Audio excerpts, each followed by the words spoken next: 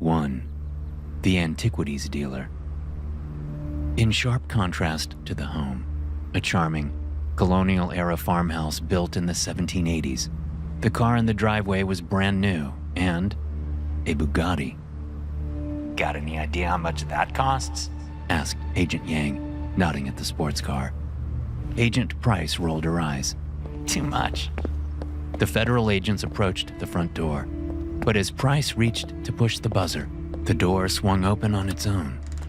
The man inside looked to be in his mid-40s, but he was dressed like a college stoner, barefoot, in an oversized t-shirt and sweatpants. His hair was a curly mess, his face unshaven, his eyes tired and sunken. Good morning, sir, said Yang, pulling out his badge. My name is Agent Yang, and Agent Joseph Yang. Yeah, I know. The man interrupted. And you're Agent Natalie Price. And you guys work in the art crime division of the FBI. And you just want to ask me a couple of questions and blah, blah, blah. Leaving the door open, the man exhaled with a groan and turned. Well, come in. And yes, my name is Milo Wysocki. And no, I do not have any weapons in the house. He called over his shoulder. The agents exchanged a look. Yang walked in first, one hand hovering near his holster as he checked around the door. Price was less cautious as she followed him. She hadn't sensed a dangerous vibe from Milo Wysocki, but there was something off about the man. She wondered if he was high. Milo headed into the living room and threw himself into an armchair. The agents entered behind him, scanning the place. The room was cluttered, antiques stacked wherever they could fit, polished chairs and end tables, beautifully framed paintings and mirrors, vases, pocket watches, jewelry of every sort. Mused Yang. Then he turned to Price. Well, you're the expert. You're the expert, Price. Milo interrupted again, now in a lazy impression of Agent Yang's voice. How about you put that art history degree to good use and prove your parents wrong about its usefulness in the workplace, eh? Yang was not amused. Mr. Wysocki, did someone tell you? No one told me you guys were coming, no. Broke in Milo. He leaned back in the chair. Know what happens next? Yang gets pissed. Price thinks it's all kind of funny.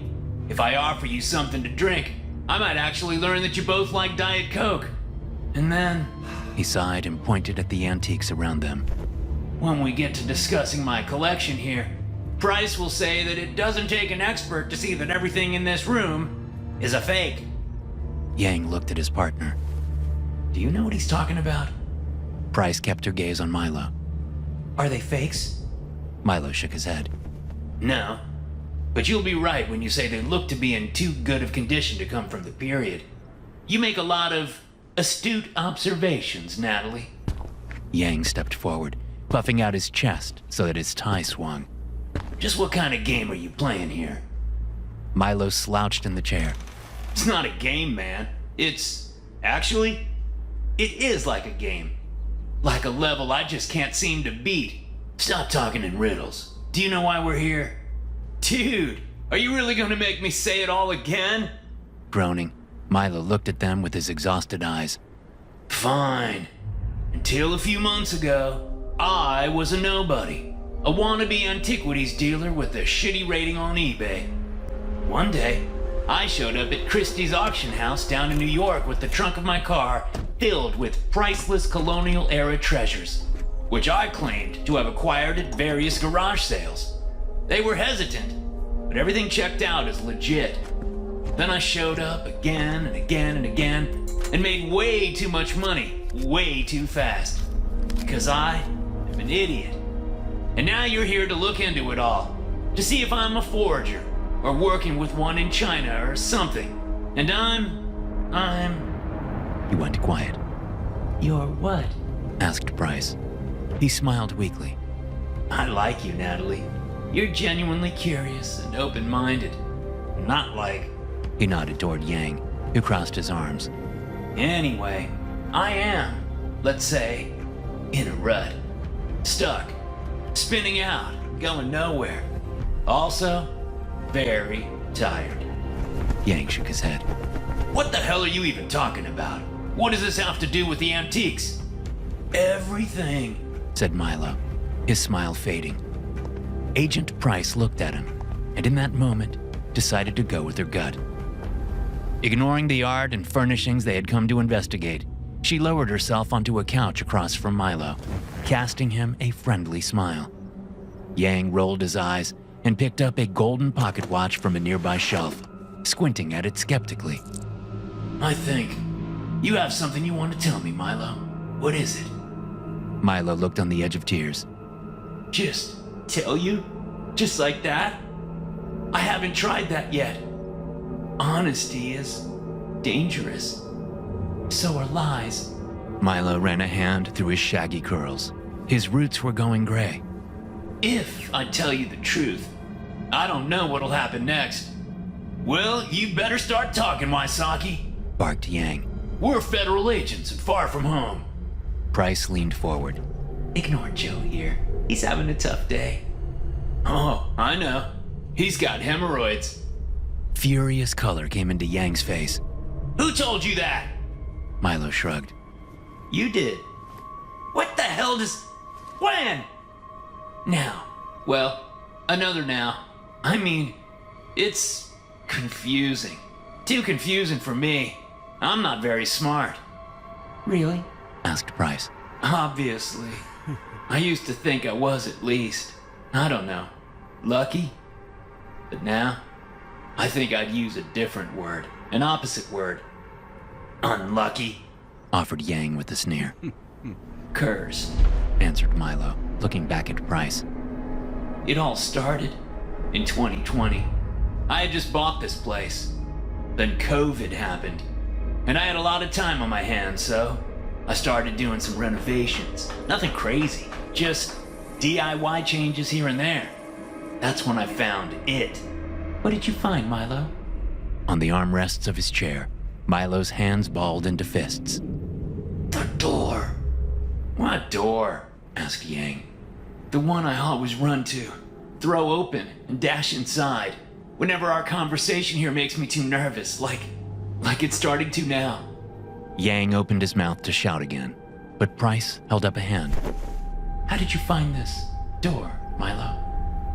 Milo was very still for a few seconds. Then he exhaled and relaxed his hands. By accident. I was moving a ladder, and I chipped the plaster in the back corner of the kitchen wall, and I saw part of the door. The door was hidden under plaster?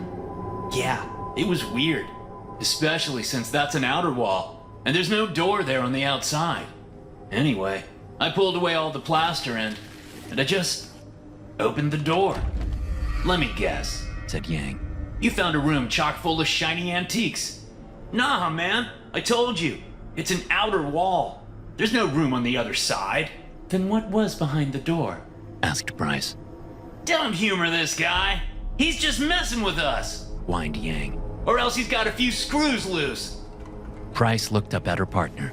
I know what I'm doing. Just let me... Why don't you take pics of the items in here? For the file, okay? Whatever.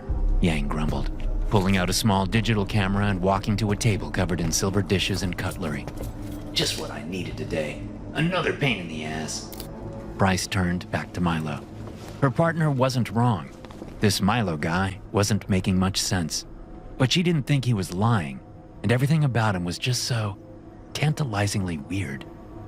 Compared to most workdays, this one was proving to be rather intriguing. So, tell me, Milo, what did you see behind the door? A strange look came into his eyes. That's the thing. I didn't see anything. And I don't mean blackness. Black is just a model in the brain, same as all the other colors. But when we come face to face with true emptiness, it's beyond description, Natalie. No length, no width, no depth. Only... Milo went quiet again. Only time? Asked Price, her eyebrows arched. That's what you've been alluding to, isn't it? That you somehow went into the past and brought these items back here with you. And that you know what Agent Yang and myself are going to say before we say it because we've already had this conversation over and over, maybe for centuries. Milo's expression had remained vacant during her little speech, but now he cracked, smirking. Hundreds of times? Yeah, but not hundreds of years. I don't look that old, do I? How old are you? He shrugged. Don't know. Early 40s, maybe? But I was born in 99. That math doesn't add up. It does if you believe my story. I don't know your story. He frowned. You just said it. The cliff notes of it, anyway. Price crossed her arms. So you really believe there's a time machine in your house? Across the room, Yang let out a derisive laugh. Not a machine, no. Said Milo, leaning forward. A gateway. I don't know where it came from. Maybe it was made by an ancient witch, or, I don't know, caused by an accident of some Nikola Tesla type's experiment gone wrong. Or maybe it's naturally occurring. Something someone found and sealed away because it's dangerous. All I know is that when I step through it, I'm in the past.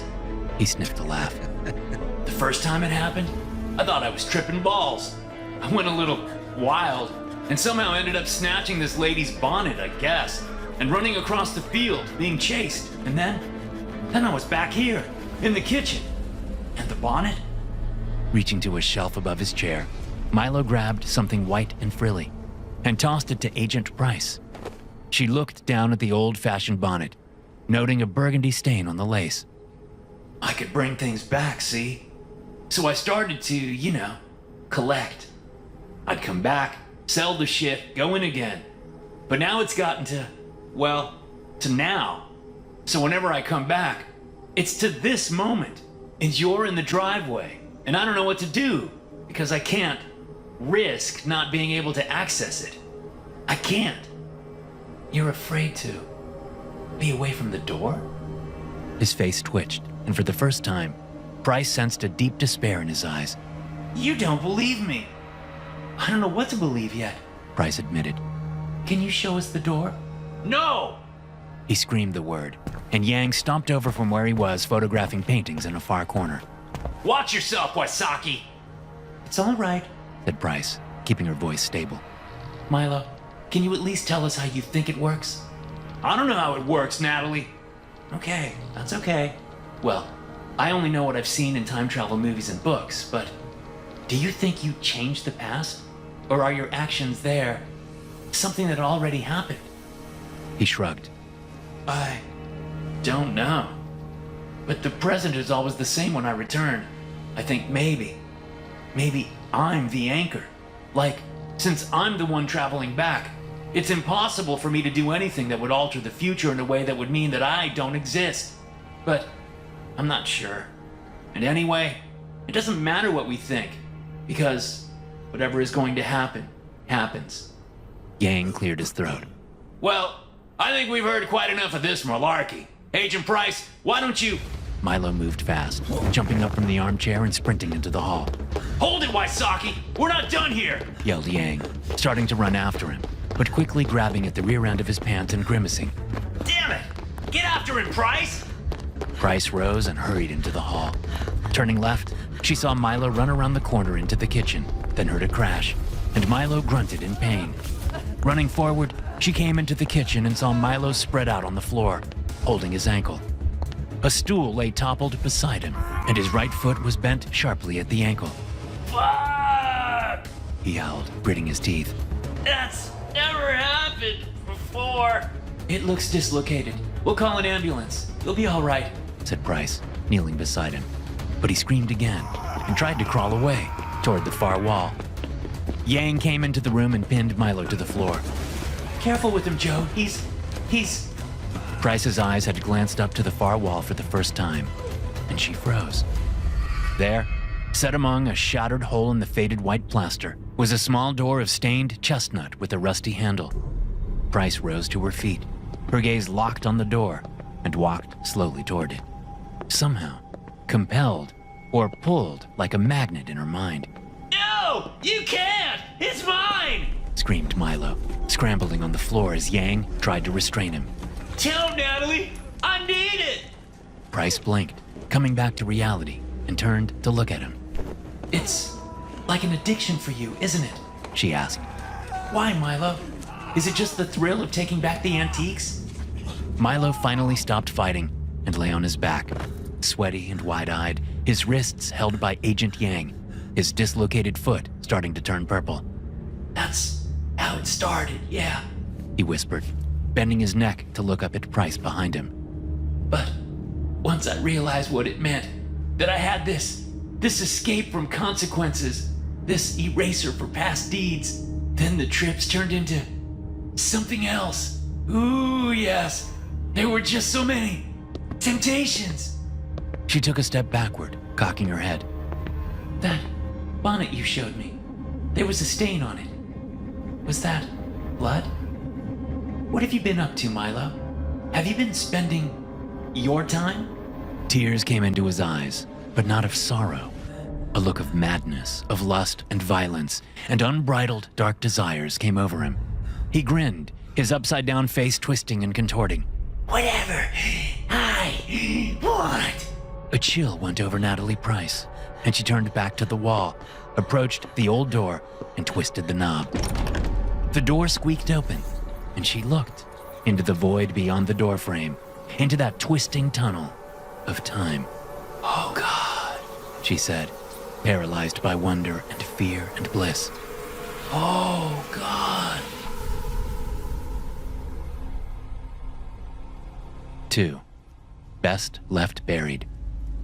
A mighty spruce tree stands beside the Wolcott family home.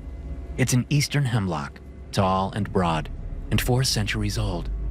And as the afternoon sun beats down, Gideon Wolcott scrapes pine needles off the ground beside the tree with his shovel and begins to dig. Again. His family is standing nearby, in the shade of the mighty hemlock, watching as he begins this 5th hole in their yard. Gideon's wife, Margot, is getting restless, but each time he looks up at her, she makes sure to smile encouragingly. Their 2 children, 16-year-old Draper and 14-year-old Francie, haven't smiled once. How long is this gonna take? Asks Draper, for the 100th time this afternoon. Not much longer, Gideon assures his son, tossing out another shovelful of dirt. This is the right spot. I'm sure of it. You fed that with the other 4 holes, complains Francie. The neon green braces on her teeth give the girl a bit of a lisp. Too bad we don't have a chronolopod. Then we could make the time go faster. Draper chuckles at this. There's no way they could afford new tech like that. But their mom says loudly, Guys, just let your dad do his thing. It's not my thing, Margot. Gideon grunts, wiping sweat from his forehead. This is a family activity. You kids were really excited about this when we buried it. I was in kindergarten, shouts Draper. And Francie doesn't even remember doing it. It was 10 years ago. Well, that's the whole point of a time capsule, isn't it? Grumbles Gideon, struggling to contain his rising annoyance. His shovel hits a rock and vibrates painfully in his hands. He winces, and when he glances up at his family again, his breath catches in his throat. They are covered in blood, deep gashes on their scalps, their faces, their exposed arms. Their clothes are in tatters. Margot, Draper, and Francie have become 3 upright corpses, watching him with their cold, dead eyes. Gideon shudders and looks quickly at the ground. Dad? Asks Francie, a childish fear creeping into her voice. Gideon swallows, then sucks in a breath. He forces himself to smile and raises his face to them. I'm fine, he says, looking from his wife to his daughter to his son. We're all fine. And they are fine. There's no blood, no wounds, no torn clothing. Because he hasn't murdered his family with the shovel. He hasn't murdered anyone. That mental image was just his mind playing a nasty trick on him. That's all. Why don't you take a break? Offers Margot with a concerned look on her face. I said, I'm fine. Gideon kicks the shovel into the dirt again. Draper lets out a long sigh. Why can't we just go inside while you look for it? Aha! Declares Gideon. You hear that? He taps the bottom of the hole with the shovel. It takes Gideon another minute to dig around the corners of the rectangular box. And when he finally tosses aside the shovel, and holds up the aluminum cookie tin. He is panting and grinning from ear to ear. I told you I would find it! He holds up a hand to high-five the kids, and when they both refuse, Margot steps forward and weakly claps her husband's hand.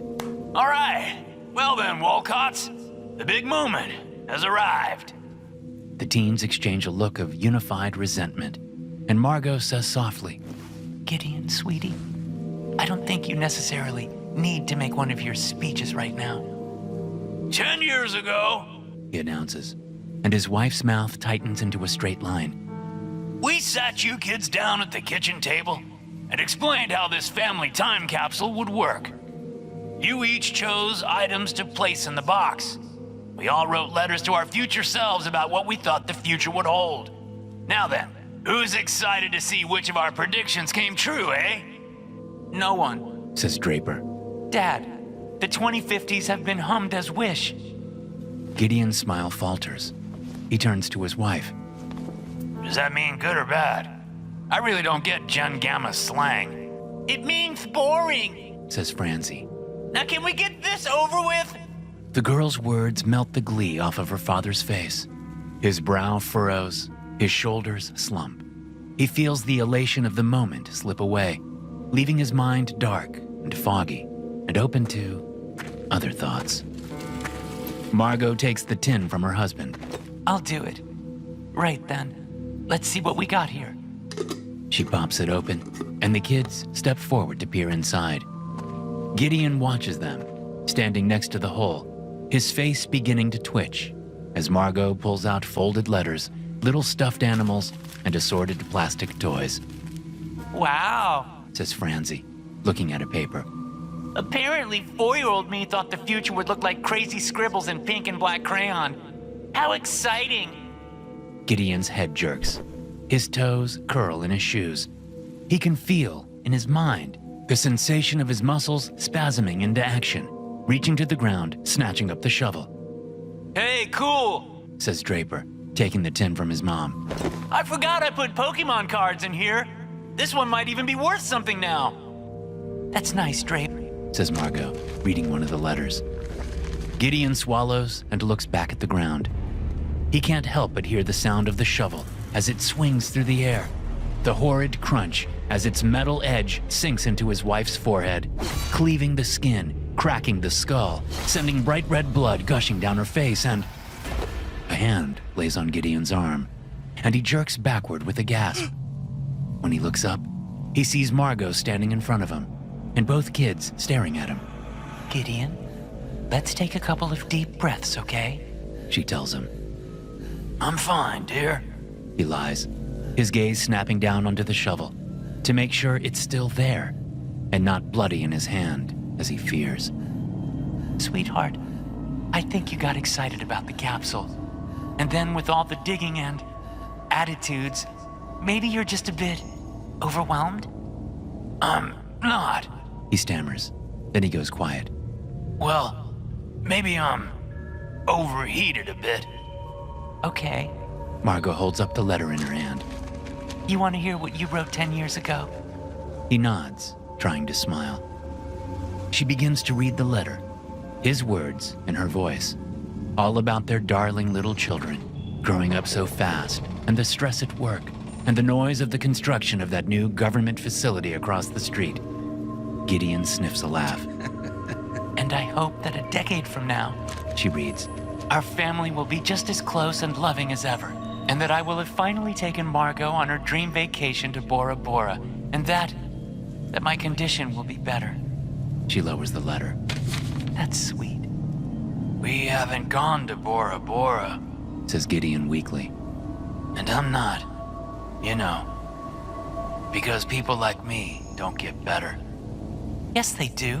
Margot tells him, stepping around the hole to embrace her husband.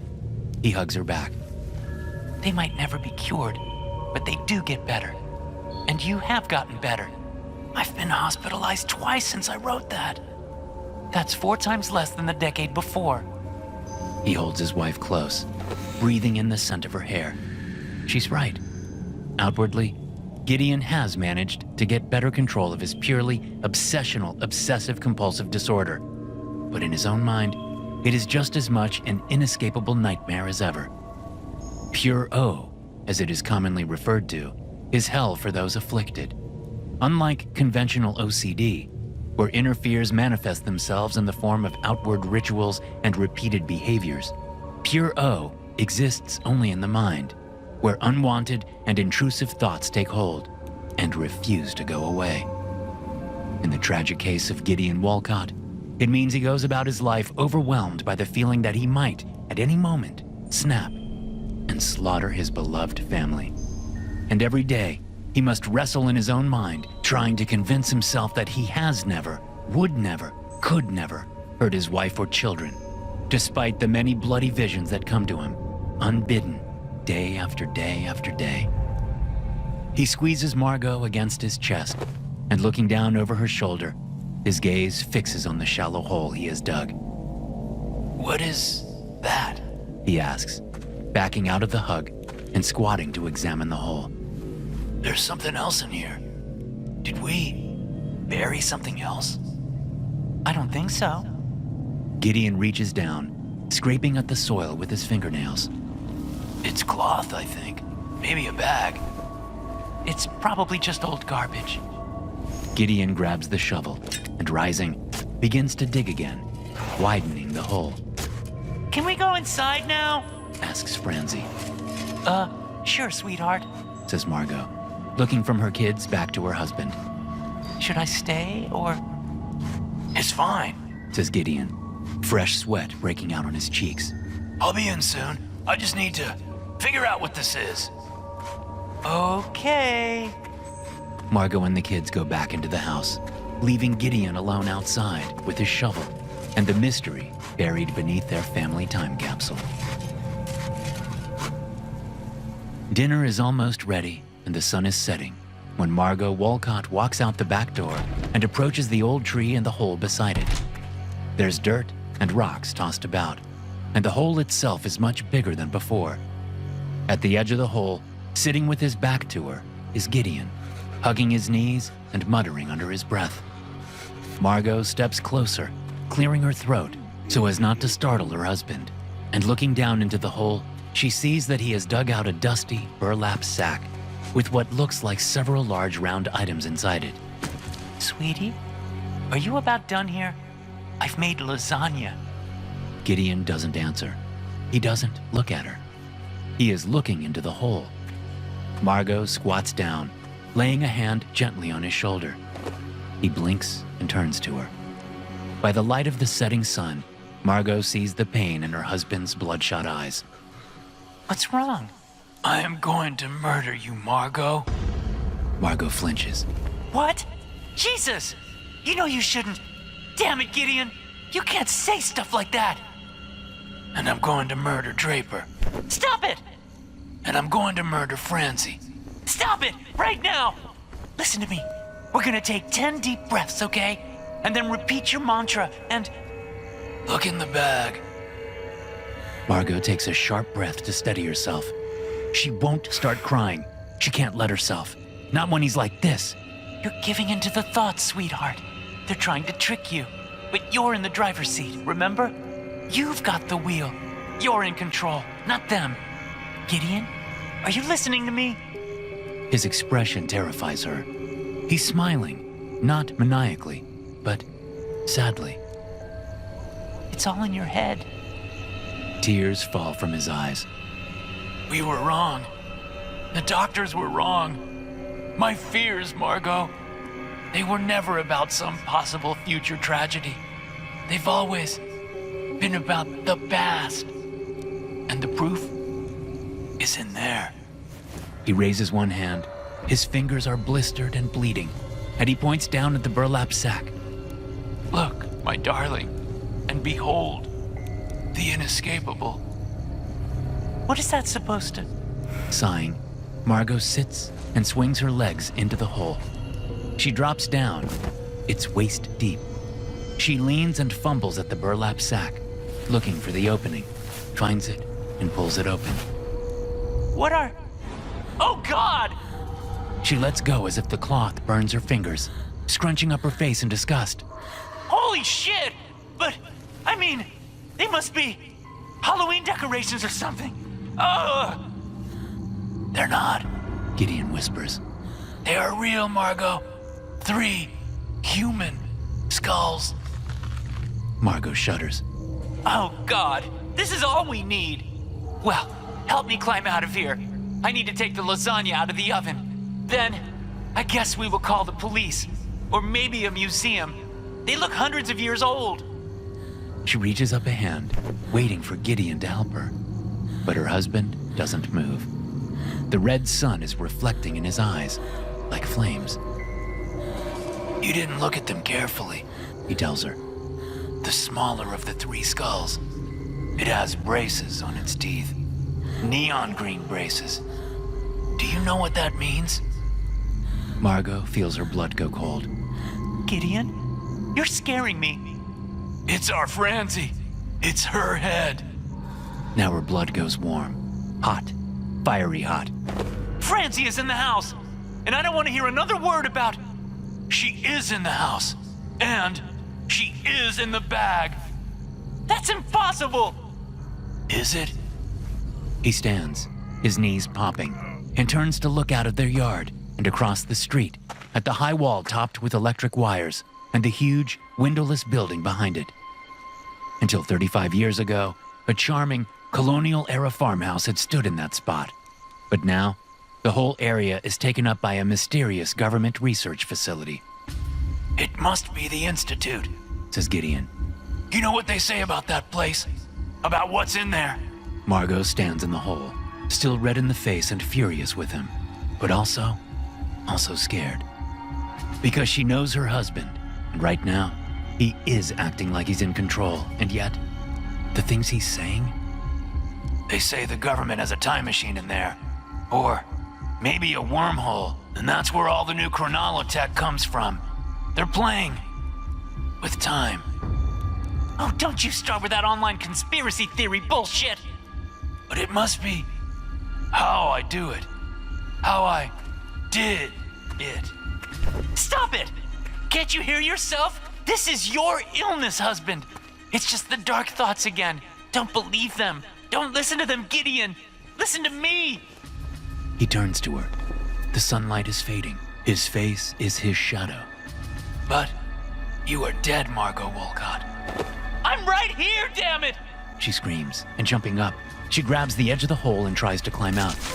He steps toward her, leaning down, and she thinks he's going to take her hand and help. But he doesn't.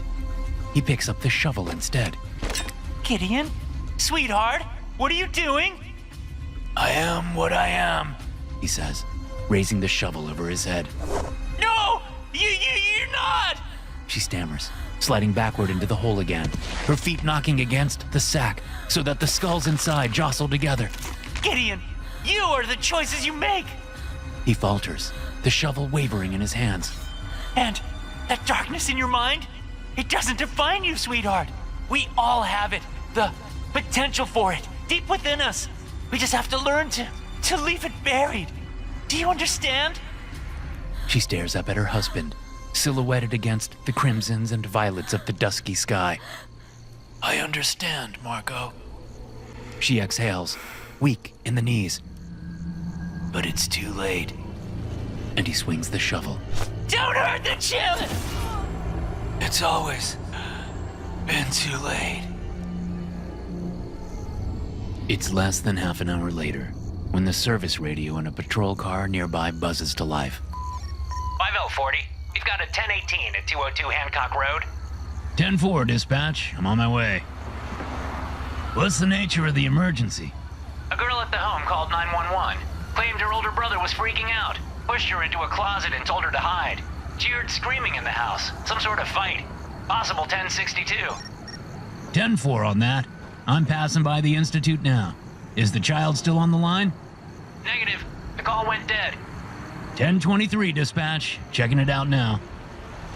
As the patrol car pulls into the driveway, its headlights shine across the yard, the hole, the towering pine, and the lovely home of the Wolcott family. The police officer puts the car in park, but before he can step out, he spots movement in the bushes around the house's corner.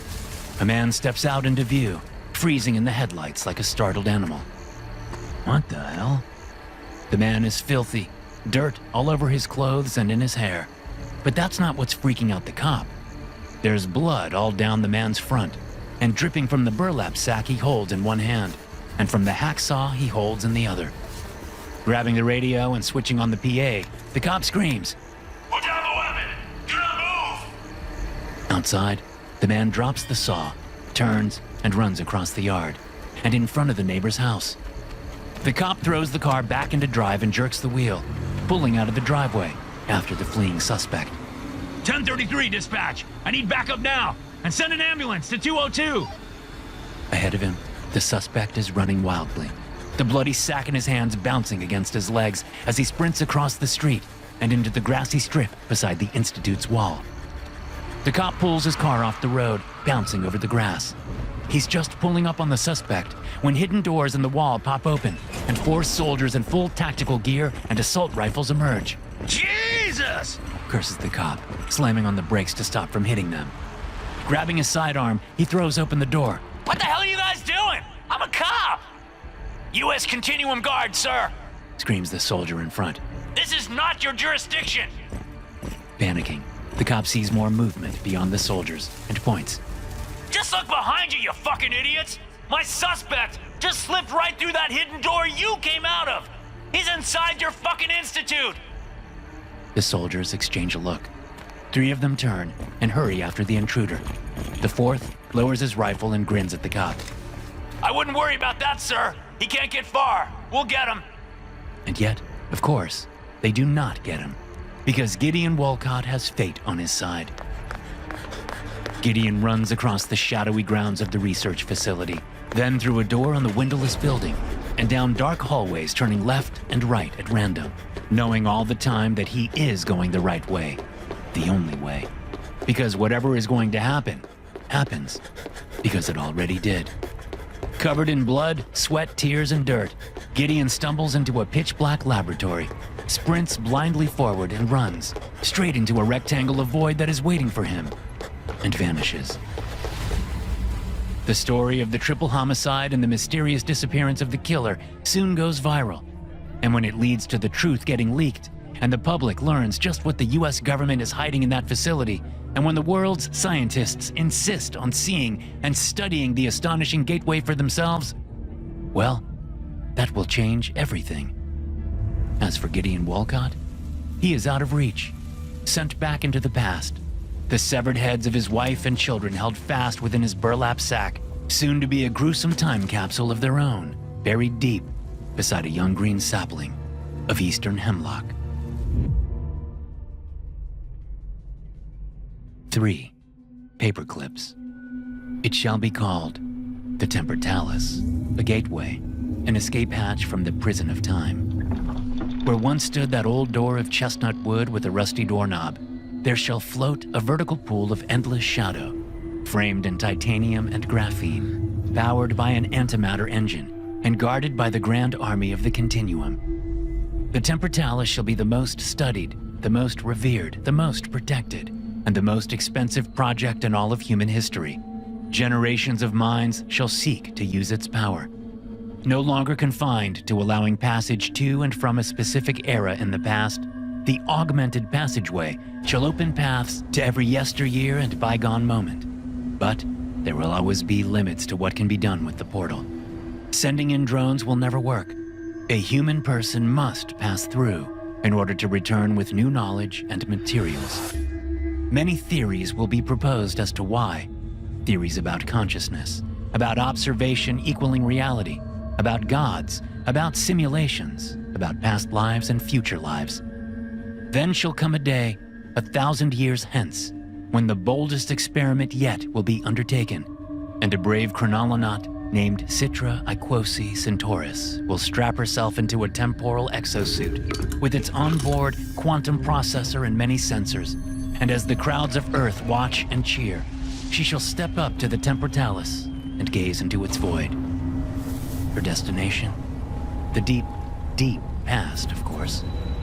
Chronolonauts will have set many records by then, traveling all the way back to a mere 1 million years after the Big Bang, and returning to their present with retrieved particles of antimatter. The once plentiful remnants of the Big Bang will have become the rarest, most expensive, most energy-producing substance in the universe. But Citra shall attempt to go back further still, all the way to the first moment of time itself, when the cosmos blossomed from a pinprick seed, and the dimensions intertwined their threads into the tapestry of space-time. Citra's exosuit will allow her to hover just outside the action, perceiving all, before she bounces off the dawn of time, and the inflation of the universe rushes her forward again, back into the future, back through the temportalis, bringing new data and sample particles aplenty.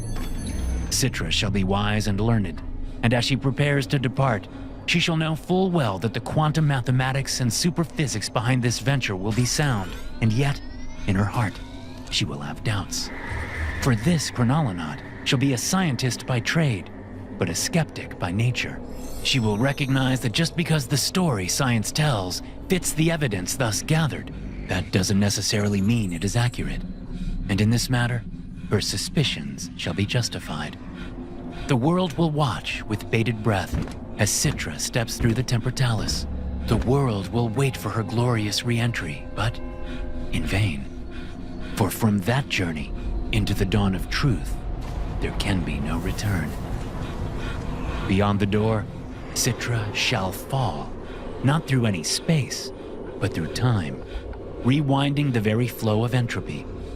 She is falling, tumbling through the events of her life, of the human race, of the earth, of the sun, of the swirling Milky Way. She fell, soaring toward the ancestor of all moments, which stretched before her like a glowing, rippling membrane of light. And as she reached that cosmic dawn, the membrane did not catch her. It did not bounce her forward again, as was planned. Instead, Citra pierced through it and flew on, dizzy and delirious, lost in a new world of pitch-dark light and shining shadows. When Citra awoke, she did not know where she was. She sat up, blinking, and saw that she was lying on a bed in a small room with white walls, floor and ceiling. There was a large window on one wall, through which she saw the outside world, only it wasn't her world at all. She rose to her feet and approached the window, hugging her arms about her chest as she peered out at a cratered landscape, a distant city of towers, and beyond a curved horizon, a vast expanse of luminous stars. Only everything about the visual was off, reversed, light and dark swapped, like the negative of a photograph. Salutations, Citra Aquasi Centaurus, visitor from elsewhere. Citra turned, but saw no one else in the room. Who are you? She asked the empty room. Where am I? What's happening? We chose not to show ourselves to your eyes, lest the shock of our appearance overwhelm your senses. We would look quite different to you, as you do to us. You speak my language? We have learned it, yes, by analyzing the data in your suit's processor. What you are hearing now is a translation of our true voices. Oh, and what is this place? We built it for you. It is a place where the particles of your being can be safe. Safe from what? From the constituents of this universe. This universe? Here, the electrical charge of particles is the reverse of your own. Our protons have a negative charge, our electrons a positive charge, and so on. Yours is a universe of antimatter? Yes, and ours is a society vastly beyond your own. And yet, your arrival in our cosmos has been most fortuitous.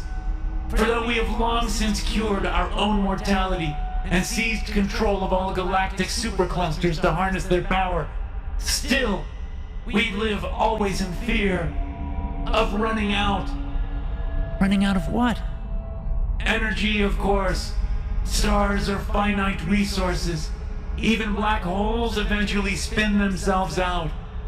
We have been searching for new fuels to power our eternal future. You have provided the answer. I have? But... She moved back to the bed and sat, trying to understand. What resource had she brought with her?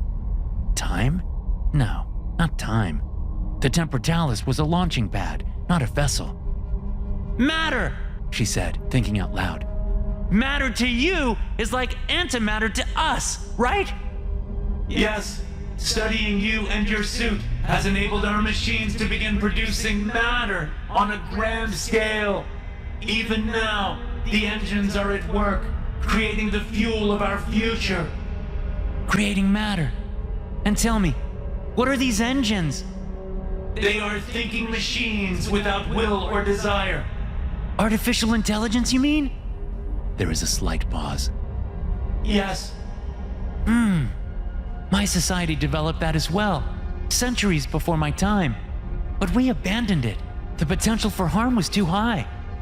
Explain. In Citra's mind, the answers began to click into place of what it all meant, where it all came from, where it was going. Rising from the bed, she approached the window and peered outside, a twinkle in her eyes. I don't think I came from elsewhere. I think I came from elsewhen.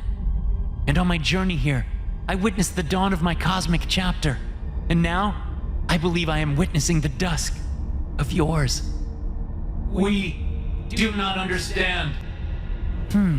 It's all paperclips, she said, smiling. Always has been. Perhaps there is an error in our translation.